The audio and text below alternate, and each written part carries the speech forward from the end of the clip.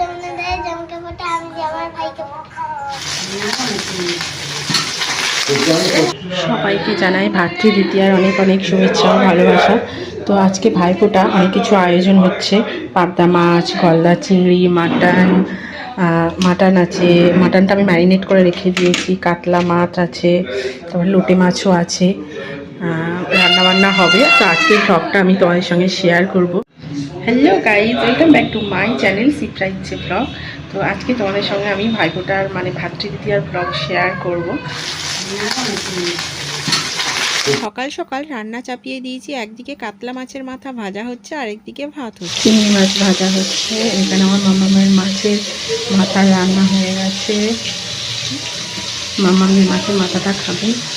এখানে মাটন কষানো হচ্ছে। ওদিকে আমার রান্না বান্না পুরো কমপ্লিট হয়ে গেছে। তো এর মধ্যে একটা মিহিদানা ব্যাপারী যাচ্ছিল, তো ওখান থেকে আমার মামা মিহিদানা কিনলো। এর মধ্যে আমার গপুকে রেডি করানো হয়ে গেছে ভাইফোঁটা দেওয়ার জন্য। ভাইয়ের কপালে দিলাম ফোটা, জমের দর পড়লো কাটা, যমুনা দেয় জমকে ফোটা, আমি দিই আমার ভাইকে ফোটা। আর ভাই খেয়ে নাও।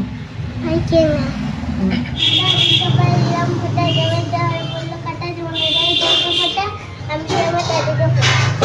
আমার বাবা আমার মেয়েকে আশীর্বাদ করছে, ও একটু মিষ্টি খাইয়ে দিচ্ছে।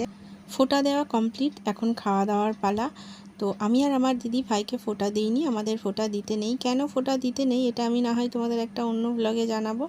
তো আমার মাম্মা ওর দাদুকে আর ওর ভাইকে মানে গোপুসোনা ভাইকে ফোঁটা দিয়েছে। আজকে ভাইফোঁটার স্পেশাল মেনু হলো স্যালাড, বেগুন ভাজা, পাবদা মাছের ঝাল সর্ষে পোস্ত দিয়ে, গলদা চিংড়ি, মাটন কষা, লোটে মাছ, আর বড় মাছের মাথাটা হলো আমার মামামের জন্য। ও মাছের মাথা খেতে ভীষণ ভালোবাসে।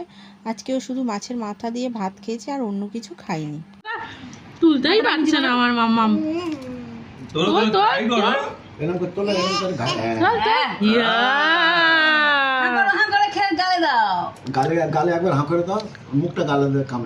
কাতলা মাছের মাথাটা খেতে গিয়ে কি ফানি লাগছে না আমার মামাকে। আমার এই ভাইফোঁটার ব্লগটি তোমাদের কেমন লাগলো, আর আমার এই মিষ্টি গোপুসোনাকে কেমন লাগছে দেখতে, তোমরা অবশ্যই জানিও। আর প্লিজ তোমরা আমার পাশে থেকো, সাথে থেকো, আর আমাকে একটু সাপোর্ট করো। আজকের মতো ব্লগটি আমি এখানেই শেষ করলাম। আবারও তোমাদের সঙ্গে দেখা করব আরও একটি নতুন ব্লগ নিয়ে। আজকের মতো টাটা।